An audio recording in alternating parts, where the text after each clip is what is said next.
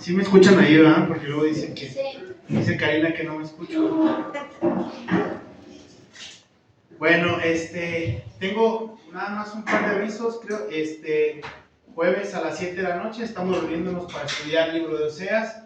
Y el domingo ya tuvimos nuestro primer servicio, gracias a Dios.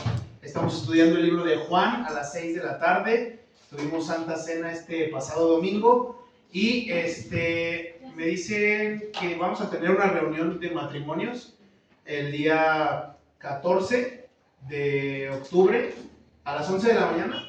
A las 11 de la mañana. Se va a hacer allá en Calvary Silao. Entonces están invitados los matrimonios, ¿no? Y el día 16 también hay una reunión de mujeres y esa va a ser en una iglesia en Colonias, en la iglesia que se llama Casa de mi Padre, que también es parte de Calvary Chapel, ¿no? Que estamos yendo a trabajar para allá y va a ser reunión de las mujeres a las 6 de la tarde. Estás invitada, igual acércate pues ahí con Karina para que agendes y apartes tu lugar. Nada más son esos dos, ¿verdad? Bueno. Y bueno, entonces estamos estudiando el libro de Oseas, y seguimos con el capítulo 1, y vamos a ver hoy solamente 2 versos también nada más. Vamos a estudiar el verso 6 y el verso 7. Ya este sería nuestro tercer jueves estudiando Oseas, y la semana pasada estuvimos hablando de su primer hijo, su primogénito, que se llamaba Jezreel, y hablábamos acerca de que era un aviso. Primer aviso para el pueblo de Israel del norte de que iba a ser destruido por causa de su desobediencia. Y hoy vamos a ver su segundo hijo, y va a ser una niña, y ahorita vamos a ver cómo se llama. Pero acompáñame entonces ahí a Oseas capítulo 1, versos 6 y 7, leemos y ahorita ya oramos para comenzar. Dice: concibió ella otra vez y dio a luz a una hija, y le dijo Dios: ponle por nombre Lo-ruama, porque no me compadeceré más de la casa de Israel, sino que los quitaré del todo. Mas de la casa de Judá tendré misericordia, y los salvaré por Jehová su Dios, y no los salvaré con arco, ni con espada, ni con batalla, ni con caballos, ni jinetes. Vamos a orar. Señor Dios, te doy gracias, Padre, por tu palabra, que es más que suficiente, Señor, que sustenta este universo, que tú eres el creador y el hacedor, autor de todo lo que vemos, Dios, incluso de lo que no vemos, Señor. Tú creaste cielos, galaxias, Señor, todo ha sido por medio de ti, y hoy, a través de tu palabra, Dios, que sostiene este universo, queremos pedirte que nos sostengas y que ayudes, Dios, a nuestro espíritu a ser confrontado, que tú, Señor, guardes nuestros pensamientos, y que también, Señor, uses tu palabra como esa espada de 2 filos que penetra lo profundo de nuestro ser, para discernir, Señor, cuáles son nuestras intenciones, nuestros pensamientos, lo que somos, Dios. Tú lo puedes y lo conoces porque nos creaste. Así que sea tu palabra, Señor, lo único, lo que importa el día de hoy. No dejes, Señor, que sean pensamientos humanos, ni mis propios conclusiones, ni lo que yo creo, Señor, sino que sea tu Espíritu Santo hablando a través de tu palabra para edificar a mis hermanos, porque lo he dicho antes, Señor, yo no puedo edificar ningún alma y ningún espíritu, Señor, pero tu palabra sí, Señor, y que sea tu palabra lo único que necesitamos para hoy ser edificados y salir confrontados. Te lo ruego en esto, en el nombre de tu Hijo Jesucristo, nuestro Señor. Amén. Amén. Y bueno, entonces ya vimos la semana pasada que su primogénito de Oseas se llamaba Jezreel, ¿no? Y vimos el significado de Jezreel, que significaba Dios dispersará. Y pues está padre lo de los nombres, decíamos la otra semana. A lo mejor a algunos les tocó el nombre conforme al santoral o al calendario, ¿verdad? Como se usaba antes. Pero aquí el que está escogiendo los nombres de los hijos de Oseas, pues es Dios. Y entonces la hija se llama Lo-ruama. Así le dice que le ponga. Y entonces el día de hoy se llama mi hija Lo-ruama, ¿no? El otro se llamaba mi primogénito Jezreel. El día de hoy es su segunda hija. Los estaremos viendo que tuvo 3 hijos. Entonces apréndetelos. El primero es Jezreel y hoy tenemos a su hija Lo-ruama. Entonces ¿Qué quiere decir lo ruama? Bueno, lo ruama quiere decir sin misericordia o sin que se compadezca otra vez. Pero quiero hacerte unas preguntas antes de ir directamente a lo que son la enseñanza y la aplicación del Evangelio el día de hoy. Los que estamos casados, ¿cuánto tiempo tenemos casados? O si no estás casado y estuviste, ¿cuántos años duraste casado? En un inicio del estudio de Oseas te preguntaba si tú crees que Dios puede restaurar un matrimonio que ha sido atacado por el dolor de un adulterio o por cualquier situación en casa como violencia, mentira, desacuerdos, ¿no? El tema que nos propone Oseas en este versículo es hablar también del matrimonio, ¿no? Y hablar de matrimonio no es fácil, los que estamos casados, los que hemos estado casados. No es fácil hablar de matrimonio, de relaciones entre un hombre y una mujer. No es fácil porque, pues por lo regular, salimos ofendidos o ofendemos también. Y lo que hoy nos va a estar enseñando Dios va a ser esto, las relaciones que hay. Pero también puedes decirme tú, pues yo no estoy casado, yo estoy joven, yo todavía no me he casado, yo no sé de lo que estás hablando, pero también puedo hacerte otra pregunta. ¿Cuántos años tienes tú siendo cristiano? ¿Y cuántos años los que estamos casados también tenemos siendo cristianos? Porque pregunto esto porque si el matrimonio es difícil, y te he puesto en perspectiva anteriormente, la relación que tenemos con Jesús es igual a un matrimonio. Y estamos casados con Él y los primeros años comenzamos a jurarnos amor eterno y le decimos sí en el altar y caminamos y luego vienen situaciones difíciles y decimos mejor me hubiera quedado soltero o mejor no me hubiera hecho cristiano, ya sea una o la otra. Pero también pudiéramos ver cuántas fallas le hemos causado a nuestro cónyuge, cuántos los hemos lastimado o cuántos nos han lastimado. Y si tú pudieras hacer una lista de las ofensas que te ha hecho tu pareja, tu esposo, tu esposa, ¿qué tan grande sería esa libreta? ¿Sería muy grande o sería muy pequeña? Pero igual, en la relación que tenemos con el Señor, ¿qué tan grande sería esa lista de faltas y de pecados que hemos cometido delante de Jesús? No lo sé, sería muy grande tal vez. Y es que hay un propósito con el tema de Oseas el día de hoy. Los seres humanos somos insaciables. Estaba leyendo un pequeño documental y decía que los seres humanos tenemos la capacidad de poner atención durante 30 o 40 minutos. Lo que se hable después de ese tiempo, ya no lo cachamos.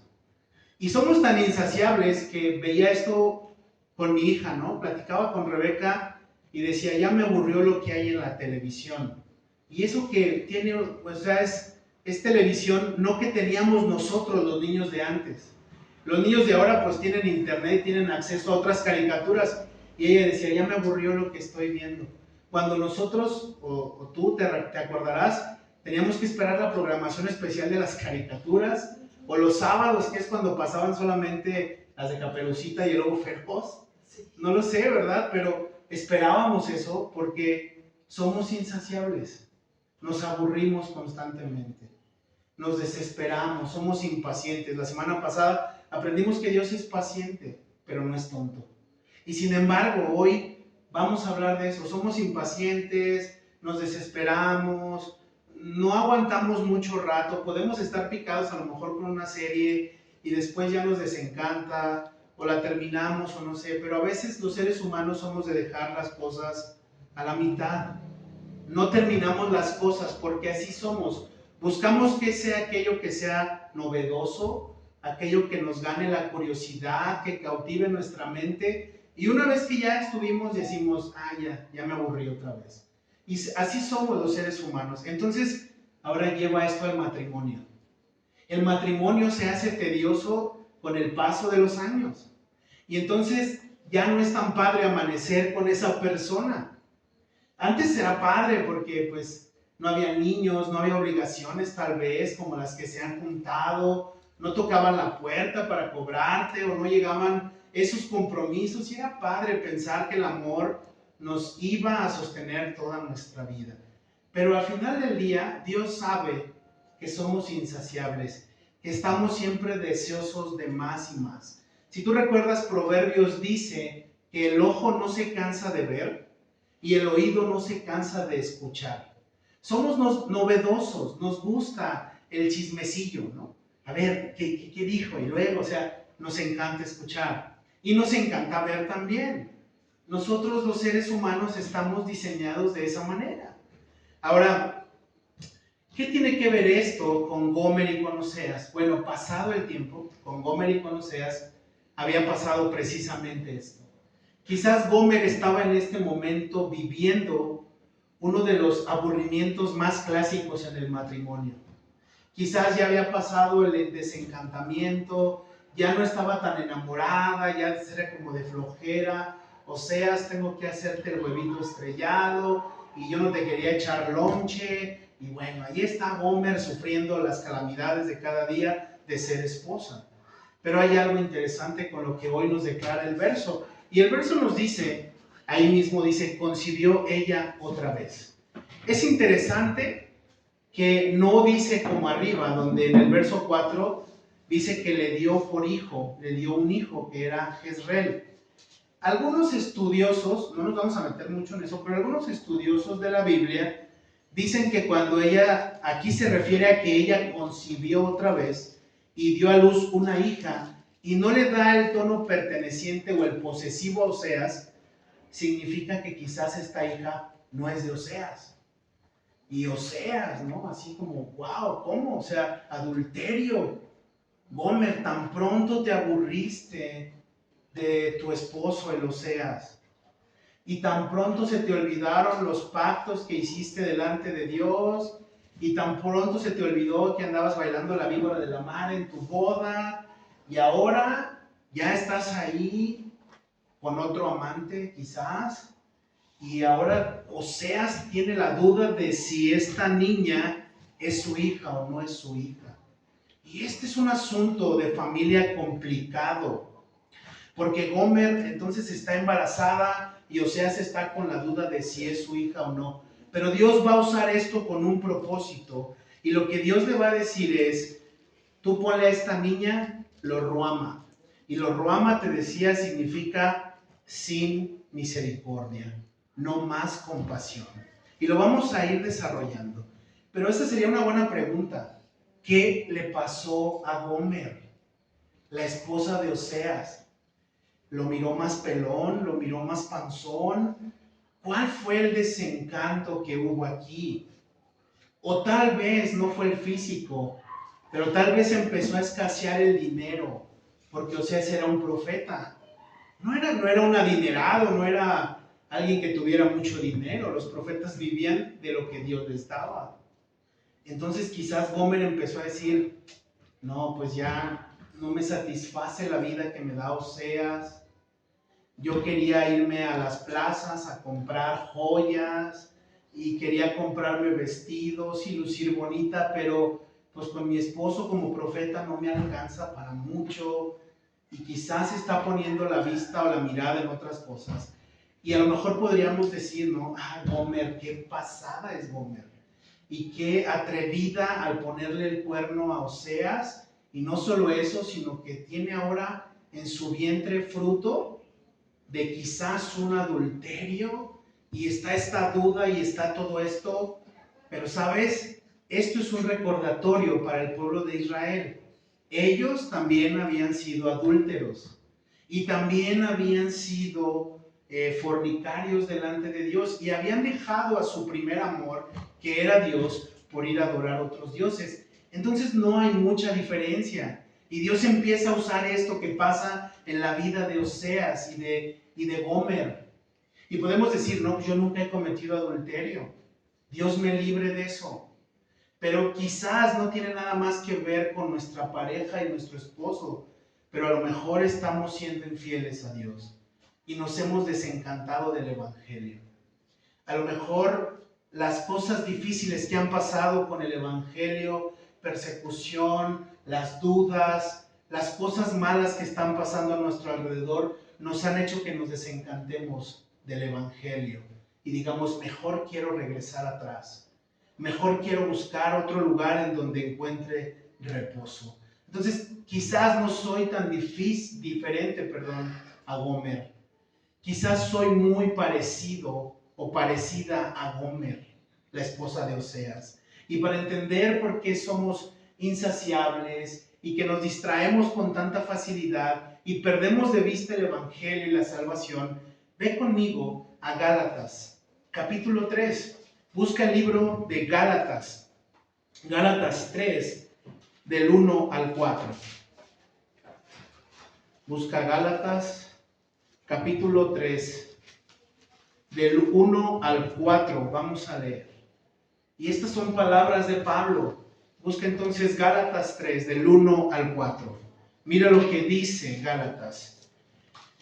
Oh Gálatas insensatos, ¿quién os fascinó para no obedecer a la verdad? A vosotros ante cuyos ojos Jesucristo fue ya presentado claramente entre vosotros como crucificado.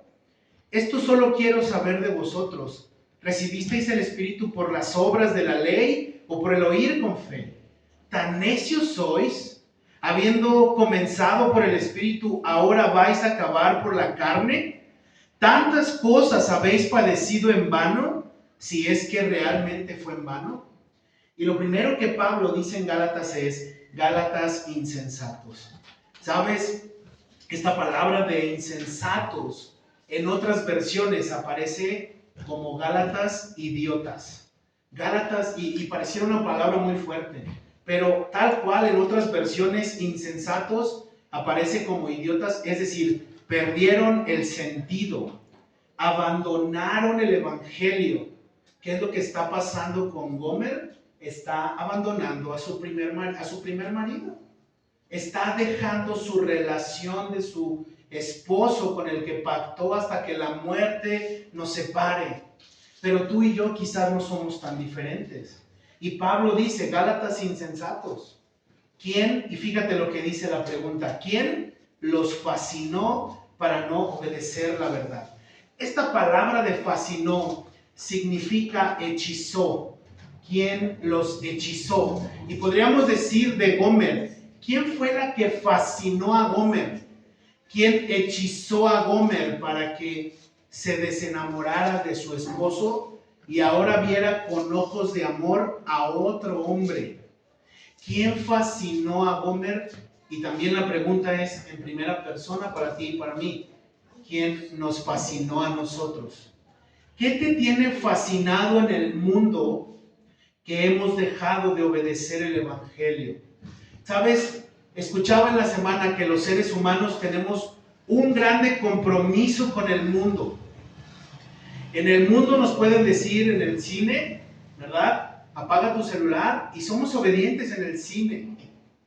Nos pueden decir, llega temprano a la función, y llegamos temprano a la función. Nos dicen, si no llegas temprano, los boletos no se te van a respetar y bla, bla. Y tenemos un fuerte compromiso con el mundo. Pero aquí Pablo dice, ¿quién los fascinó? Y estamos fascinados muchas veces con las cosas que ofrece el mundo. Y nos desencantamos, nos desenamoramos como Gomer se está desenamorando de su marido. Y yo me hacía esta pregunta, ¿será que Oseas era un marido muy tosco, muy rudo? ¿Será que Oseas pasaba mucho tiempo hablando de la palabra? ¿Será que Oseas estaba muy ocupado en las cosas de Dios? ¿O será que Oseas no estaba proveyendo para Gomer lo necesario? ¿Cuál fue el problema realmente para que Gomer dejara de ver con amor a su esposo? Y entonces tenemos este pasaje de Gálatas. ¿Quién nos ha hechizado en este mundo? ¿Quién nos ha cautivado?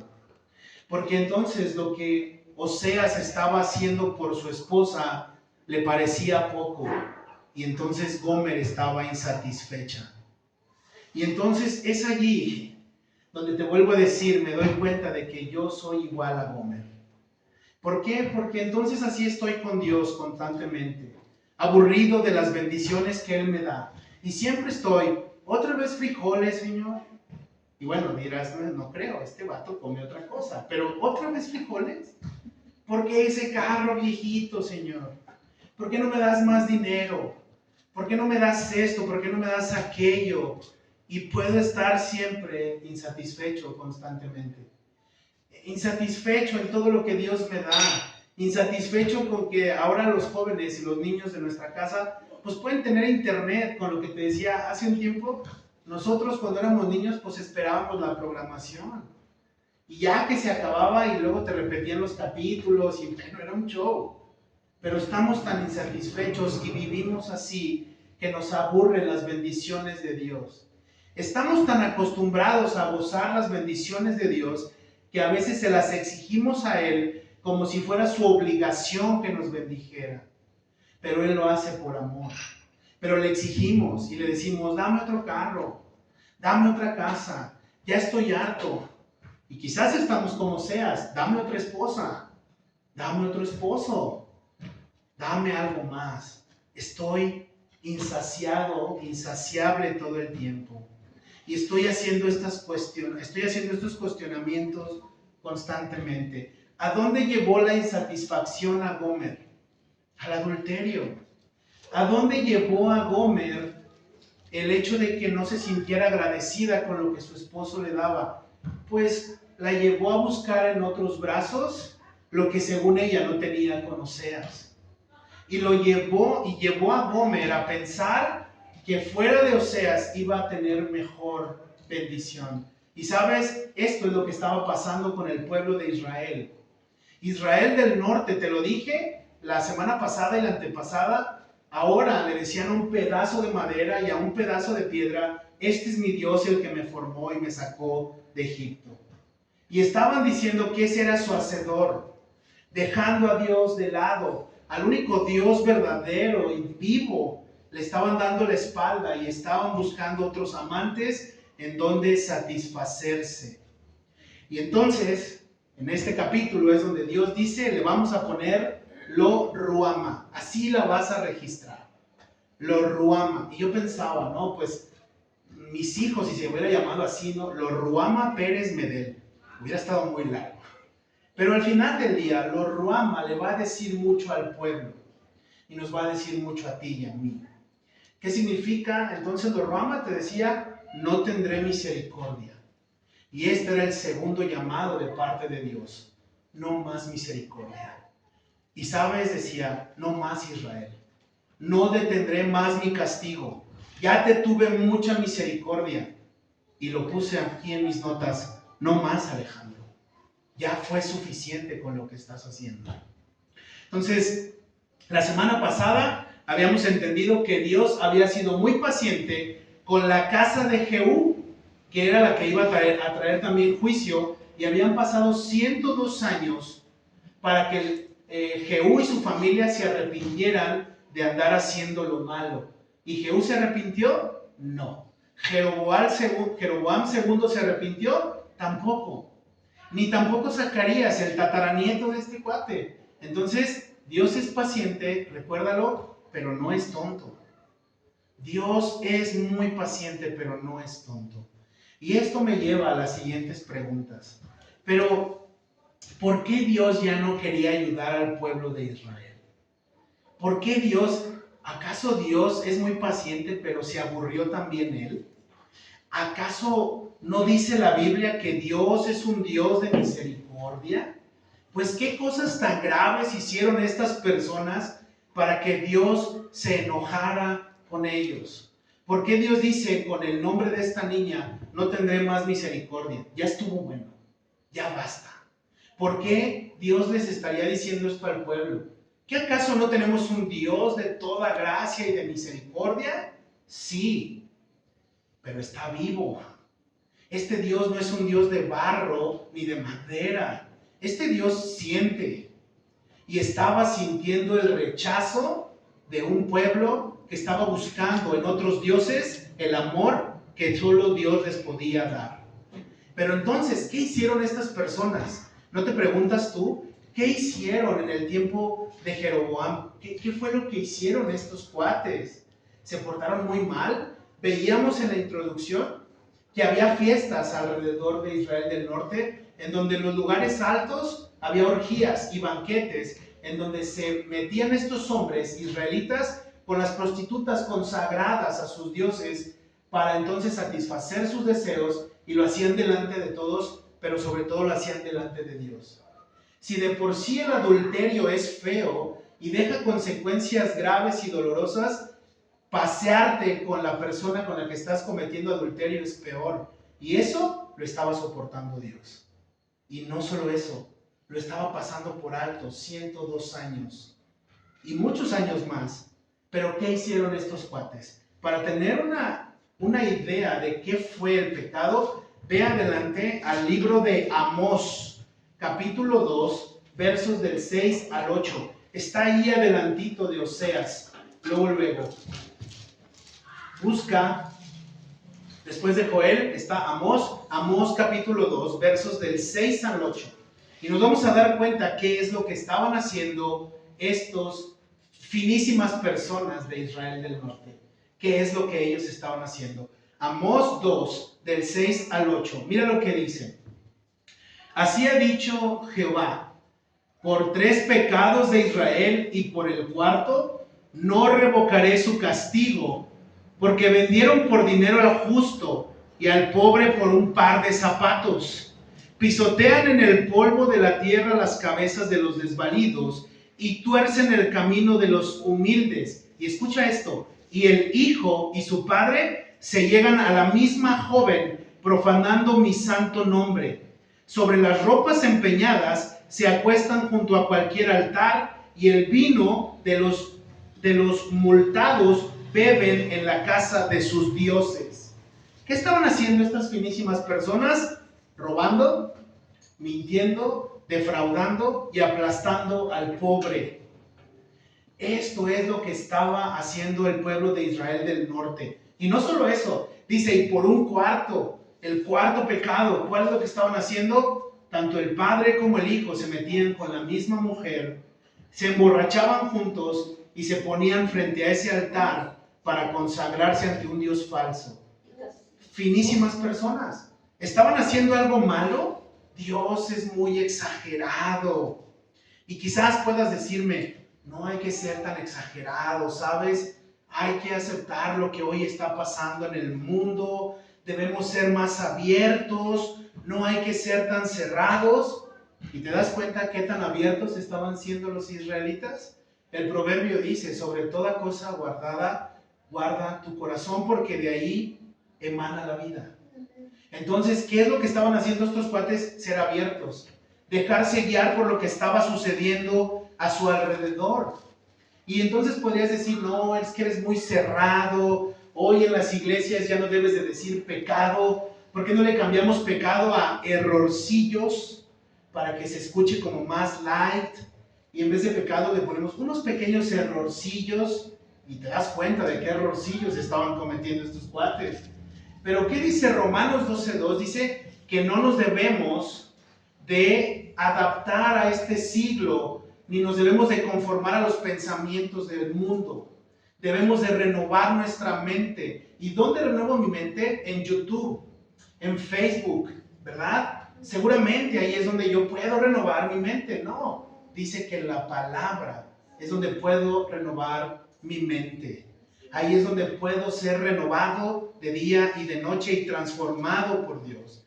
Pero entonces los cuates de Israel del norte estaban enojados. Amós también era un profeta contemporáneo de Oseas que estaba predicando en contra de Israel del norte. ¿Recuerdas eso? Israel del sur, era Judá, que era lo que era el reino del sur. Estaban 2 tribus allá, Judá y Benjamín, y del reino del norte eran 10 tribus que estaban de este lado. Y es donde Amós también está predicando y anunciando el mensaje de arrepentimiento. Pero entonces les decían ellos, ustedes, Oseas, Amós y Miqueas, ¿saben qué? Son unos mentirosos. Dios no está enojado con nosotros porque Dios es bueno y misericordioso. Y ustedes, profetillas de pacotilla, nos estaban predicando eso porque están enojados, porque a nosotros nos va muy bien económicamente. Lo que ustedes tienen es envidia, porque como ustedes son profetillas, pues no les va bien.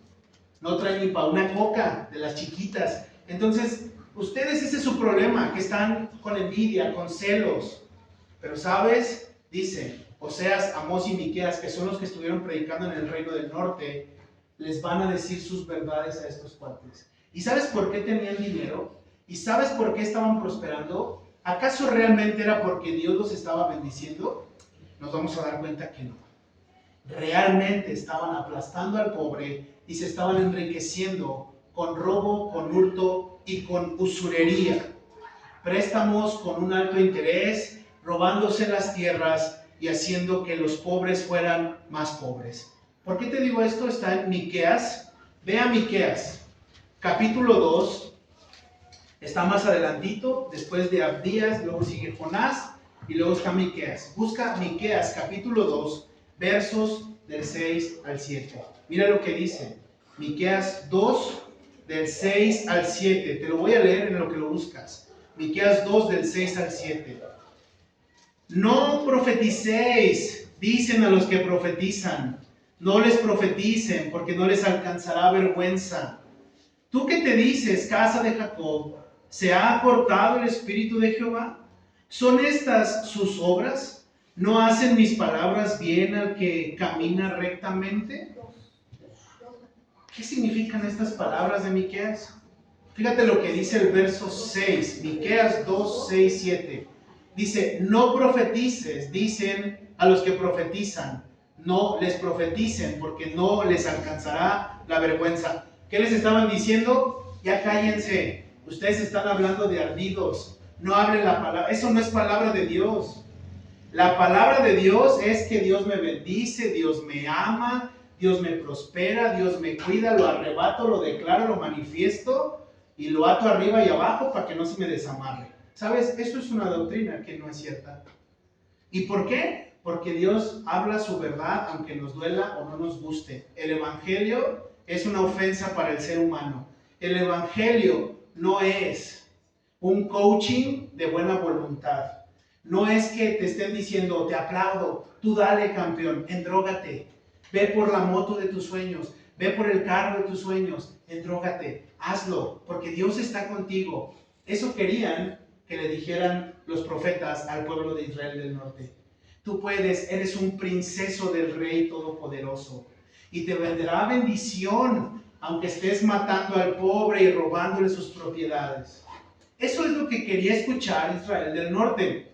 Pero los profetas estaban siendo fieles a la palabra de Dios. ¿Y cuál era la palabra de Dios? Ustedes son unos ladrones. Ustedes son unos mentirosos.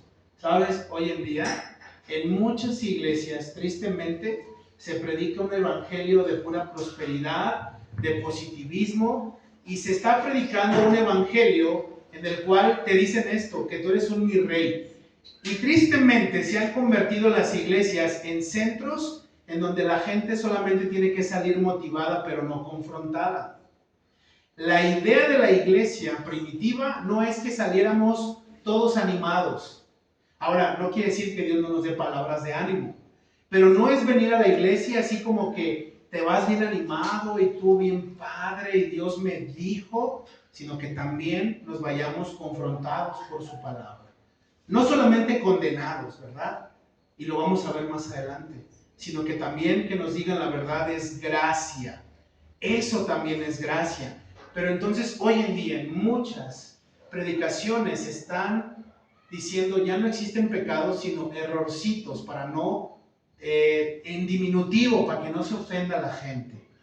Y entonces eran usureros, tranzas, homicidas y se estaban aprovechando, pero no era que Dios los estaba bendiciendo. Ellos se bendecían a sí mismos con sus negocios turbios. Allí mismo en Malaquías 2, 1, 2. Mira lo que estaban haciendo. Malaquías, aparte de que querían callar a los profetas, aparte de que les decían que ya se callaran, en Malaquías 2, del 1 al 2, nos dice cuáles eran las prácticas de estos cuates. Mira lo que dice. Hay de los que en sus camas piensan iniquidad y maquinan el mal, y cuando llega la mañana lo ejecutan, porque tienen en su mano el poder. codician las heredades y las roban, y casas y las toman, oprimen al hombre y a su casa, al hombre y a su heredad.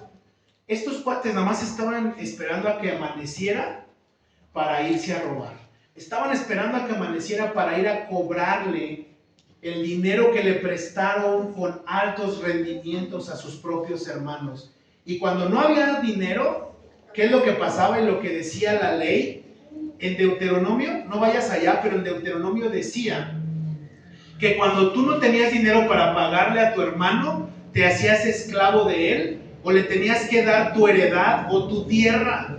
Y lo que estaban haciendo los israelitas era subir los intereses, todo lo que más podían, para que cuando esas personas llegaran y les dijeran, oye, no tengo con qué pagarte, mira, les decían, no te preocupes, dame tu tierra.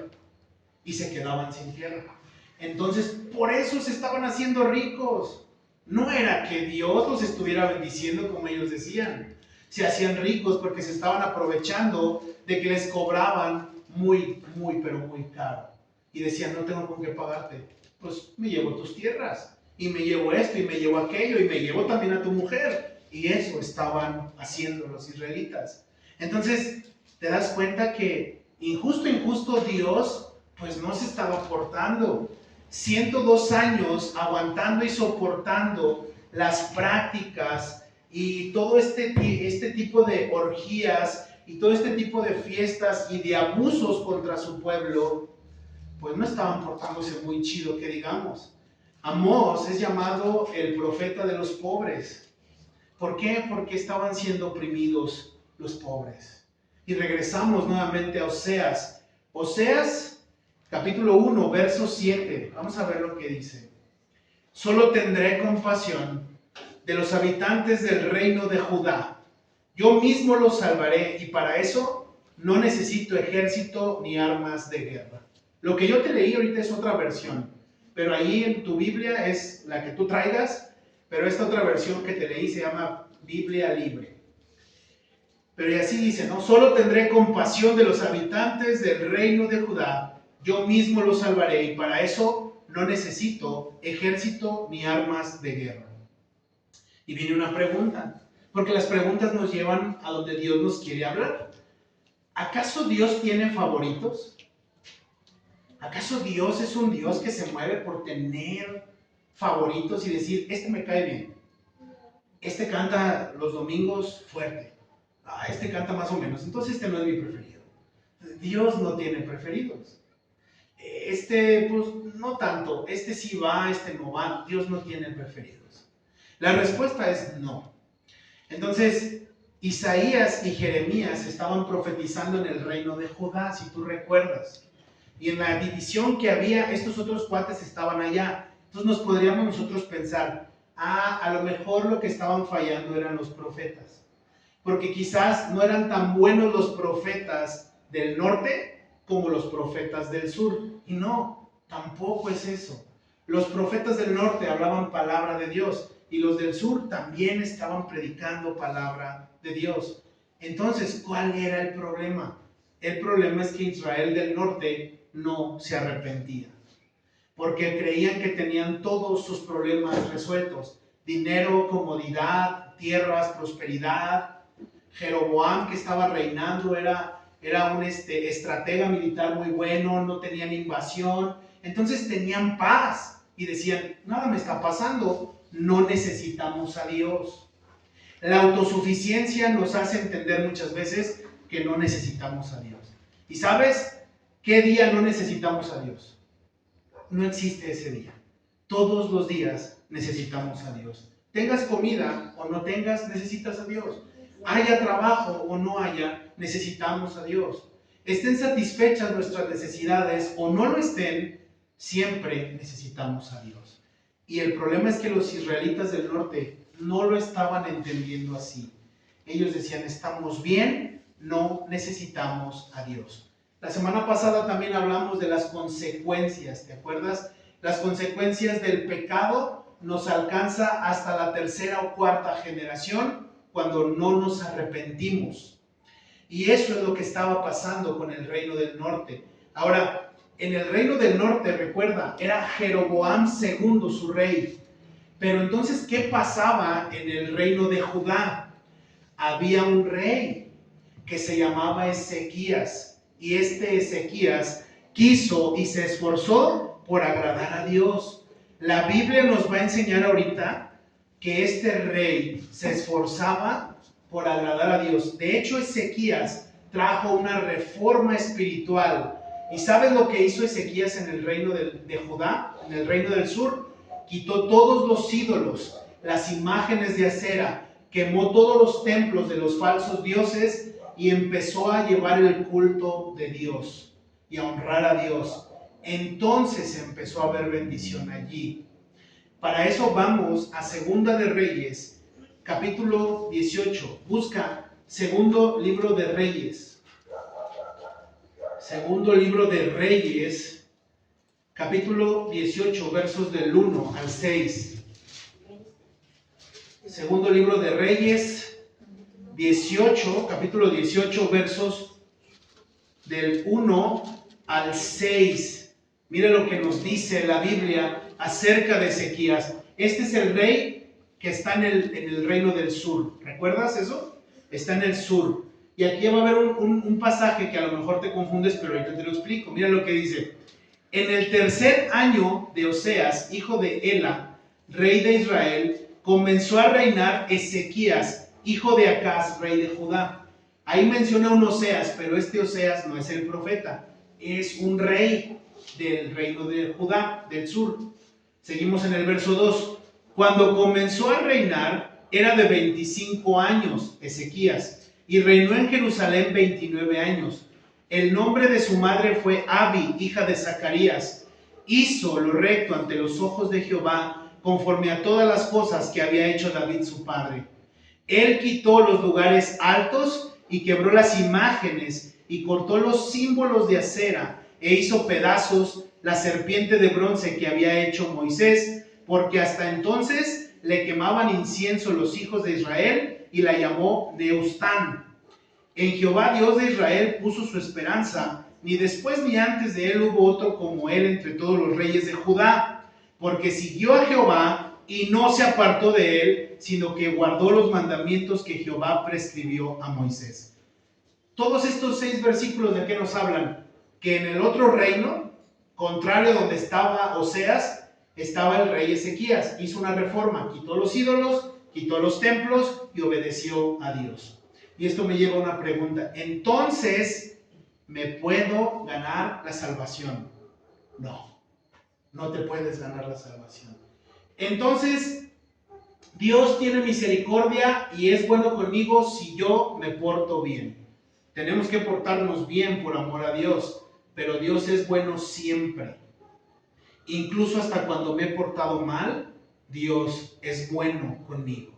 Su fidelidad no depende de si yo soy fiel o no. Este es un ejemplo de que en el reino del sur, Ezequías quería hacer lo correcto. Pero hay algo en el mundo que está tomando fuerza y se llama la meritocracia. Meritocracia es una palabra que me ha gustado últimamente, y la meritocracia no es una doctrina, pero la meritocracia es pensar que por mis méritos yo puedo alcanzar algo. ¿El poder de mis méritos me puede llevar a la salvación? No. ¿Mis méritos me pueden llevar a Dios, allá arriba al cielo? Tampoco. Entonces, ¿me debo de portar mal? No, tampoco es la idea. Entonces, ¿qué debo de hacer? Bueno, Ezequías hizo una reforma. Dios no nos está llamando a hacer una reforma, pero nos está llamando al arrepentimiento. ¿Y qué es lo que está pasando con Ezequías? Está siendo obediente. ¿Y qué está pasando con Dios? Está teniendo misericordia de quien Él quiere tener misericordia. La misericordia se aplica para los culpables. Y adivina, tú y yo, según Romanos, somos culpables del pecado que hemos hecho. Entonces, si Dios quiere aplicar misericordia para con nosotros, es porque Él es muy misericordioso, pero no está obligado a ser misericordioso, y sin embargo lo es. Pero, ¿dónde está el ejemplo de su misericordia? Ve conmigo a Romanos 9, del 14 al 16. Ya casi acabamos. Nos faltan unas 2 horas, pero ya casi acabamos. Romanos 9, 14, 16. Busca Romanos. Entonces, no significa que yo me puedo ganar la salvación. No significa eso. Pero Dios tiene misericordia de quien Él quiere tener misericordia. Y no es por mis méritos, y no es porque yo me esfuerzo más, porque leo más la Biblia, no es porque yo estoy aquí hoy predicando, no es porque hago mi devocional, no es por eso. Mira lo que dice Romanos 9, 14, 16. ¿Qué pues diremos? ¿Que hay injusticia en Dios? De ninguna manera. Pues a Moisés dice: tendré misericordia del que yo tenga misericordia, y me compadeceré del que yo me compadezca. Así que no depende del que quiere ni del que corre, sino de Dios que tiene misericordia. No depende de lo que haces o dejas de hacer, sino que Él tiene misericordia. ¿Y sabes cómo se llamaba la hija? Lo Ruama, que significa sin misericordia. ¿Sabes? Tú y yo estamos hoy aquí por su misericordia. No porque hayamos hecho algo bueno. No porque, es que vieras cómo soy para cantar, o vieras cómo soy para dar un estudio, o vieras cómo trato a mi esposa. Y si tú, no es por eso. Qué bueno que eres un buen cristiano y creyente, pero nos ha alcanzado la misericordia de Dios. Así que no depende de lo que hemos hecho, ni depende de cuánto corrimos, sino de Dios que tiene misericordia. Y entonces lo Ruama era sin misericordia. Pero entonces Dios sí tiene favoritos. ¿Por qué está salvando a Judá y por qué está despreciando a los del norte? Porque Él tiene misericordia de quien Él quiere. Y tú y yo, y es más, Dios no nos tiene por qué dar explicaciones a ti y a mí. ¿Te imaginas? Oye Dios, ¿por qué las estrellas las hiciste así? ¿Las hubieras hecho de color morado porque a mí me gusta el morado? ¿Por qué no me dijiste, Dios? ¿Por qué no me comunicaste que los árboles los ibas a hacer de color verde? Los hubiéramos hecho color negro, no sé, a mí me gusta el negro. Dios no tiene por qué darnos explicaciones a nadie. Él es soberano. Y Él tiene misericordia a quien Él se le da la gana. Y sabes, se le dio la gana de tener misericordia de ti y de mí, que estamos hoy aquí. Y lo interesante es lo que sigue, ya casi para terminar. Dice, en Oseas nos dice, pero los salvaré. Regresa ahí a Oseas. Oseas ahí mismo en el 7 nos dice cómo va a salvar a los de Judá. Dice, los salvaré por Jehová su Dios, es decir, por amor a su propio nombre. Y luego dice algo interesante, no con ejército ni armas de guerra. Jeroboam II, te decía, era un estratega militar y era muy bueno para la batalla.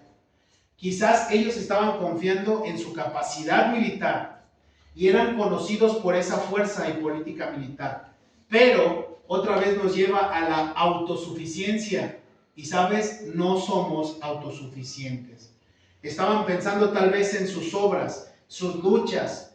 Pero él dice, aquí en Oseas, los salvaré por Jehová, por mi salvación. ¿De quién es la salvación? De Dios. ¿Sabes? Más adelante nos daremos cuenta de que el reino de los asirios vino y destruyó a Israel del norte.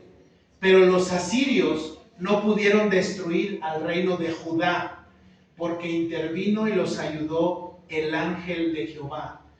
Ve conmigo otra vez a Segundo Libro de Reyes. Segundo de Reyes 19. Segundo de Reyes 19, del 32 al 35. Mira lo que nos va a decir este texto. Dios había prometido salvar a Judá sin la intervención humana, sin su ejército, sin su capacidad militar, y fue así como lo salvó. Segundo Libro de Reyes 19, del 32 al 35 nos dice lo siguiente.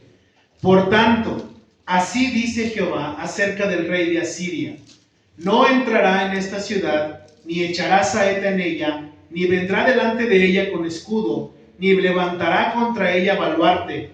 Por el mismo camino que vino volverá, y no entrará en esta ciudad, dice Jehová, porque yo ampararé esta ciudad para salvarla, por amor a mí mismo y por amor a David mi siervo. Y aconteció que aquella misma noche salió el ángel de Jehová y mató en el campamento de los asirios a 185,000. Y cuando se levantaron por la mañana, he aquí que todo era cuerpos de muertos. ¿Intervino el ejército de Judá? Nada tuvo que ver. ¿Quién defendió a Judá? El ángel de Jehová. ¿Y quién es el ángel de Jehová? Jesús mismo.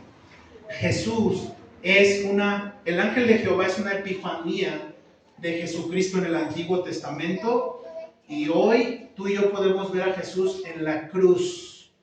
Dios tiene y ha sentido esta misma misericordia por ti y por mí. Recuérdalo, no es del que corre, del que se esfuerza. Ahora, esto dice que me tengo que quedar así sin hacer nada. No, tampoco.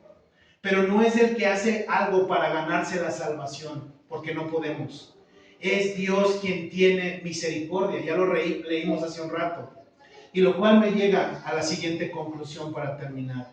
Dios nos salvó a todos por gracia, no por obras, para que el día de mañana no anduviéramos diciendo, yo me salvé porque yo andaba en la iglesia 24/7. Yo me salvé porque hacía esto, porque hacía aquello. No, dice que la salvación es por gracia. No son mis batallas, no es mi capacidad, no fue el ejército de Jeroboam II, no fue el ejército de Judá, fue el ángel de Jehová en ese tiempo. Y seguramente, regresando a la historia de Gomer y de Oseas, es Dios quien va a estar mostrando misericordia ante una mujer infiel como Gomer. Gomer va a ser una mujer muy infiel en esta historia. Y podríamos decir, esa Gomer, insaciable, tremenda, deberíamos de ponerle un apodo, adúltera. ¿Sabes? Gomer y yo, y quizás tú y yo, somos iguales. Insaciables, pero Dios ha tenido misericordia de nosotros. Dios nos ha salvado no por nuestras obras de justicia, que según Isaías son trapos de inmundicia. ¿Hay algo digno en nosotros? No. ¿Hay algo verdaderamente bueno en nosotros? ¿Mi corazón es muy bueno? No. Jeremías dice que es perverso y cochino, como él solo sabe ser. Entonces, ¿por qué me salvó Dios? ¿Por qué? Porque no es del que corre, ni del que hace, ni del que dice, sino de quien Dios tiene misericordia. El último pasaje es Efesios, capítulo 2. Busca Efesios. Efesios, capítulo 2, versos 8 al 9. Efesios 2, del 8 al 9. Entonces, ¿qué hizo Judá para salvarse? Nada. Confiar en Dios. Creer en Dios. La salvación no es hacer, sino creer. Y Dios quiere que tú hoy no te vayas solamente confrontado, sino que también te vayas en tu corazón creyendo que tu salvación no te la puedes ganar, solamente lo único que tienes que hacer es creer. Efesios 2, del 8 al 9, mira lo que dice para terminar. Porque por gracia sois salvos por medio de la fe, y esto no de vosotros, pues es don de Dios, no por obras, para que nadie se gloríe. ¿Qué podemos ofrecerle a Jesús? Nada. ¿Podemos nosotros agradar a Dios por nuestra propia justicia? No lo podemos agradar. Pero hay algo que agrada a Dios. ¿Sabes qué es? El sacrificio de su Hijo. Si tú lo tienes y lo has aceptado en tu corazón, tú puedes agradar a Dios. Pero es que me he portado bien mal. Sí, yo también. Pero es que ya me equivoqué muchas veces. Sí, yo también. Pero es que yo siento que ya no tengo perdón de Dios. Yo también lo he pensado. Pero dice Efesios que no es por obras, sino por gracia. Y en la gracia no es que corras, no es que hagas o dejes de hacer. es que creas. Y eso es lo que Dios quiere que te lleves en tu corazón. Así como Gomer fue justificada después de adulterar, quizás Lo-Ruama no es hija de Oseas, y hay un caos familiar, y hay dolor, y hay desesperanza, pero vamos a ver lo que Dios es posible, lo que para Dios es posible hacer: restaurar un matrimonio que viene del adulterio, levantar un matrimonio de violencia, levantar un matrimonio de dolor. Ese es el Dios que tenemos, un Dios que nos salva no por obras, sino por gracia. ¿Oramos?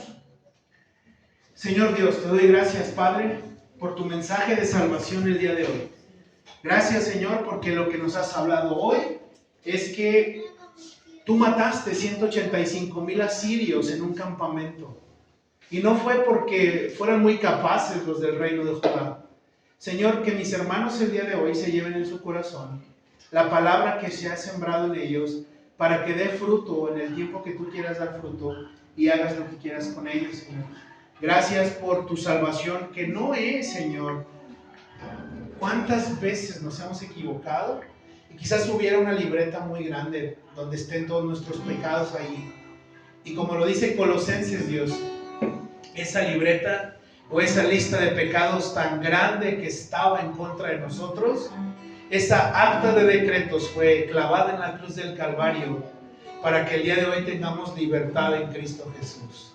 El que nos hace libre, el que murió por nosotros, el que fue colgado de un madero por culpa de nosotros, nos ha hecho aceptables delante de Dios Todopoderoso.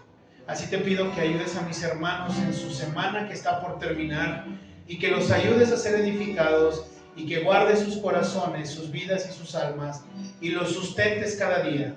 Aquellos, Señor, que están en un proceso de divorcio, Señor, aquellos que están en un proceso de desenamoramiento de sus maridos, problemas en casa, violencia y muchas cosas difíciles, te pido que los ayudes. Y tú sé, Señor, con mis hermanos, como lo has sido hasta el día de hoy, propicio a nosotros. Guárdalos, Dios, en el nombre de nuestro Señor Jesucristo. Amén.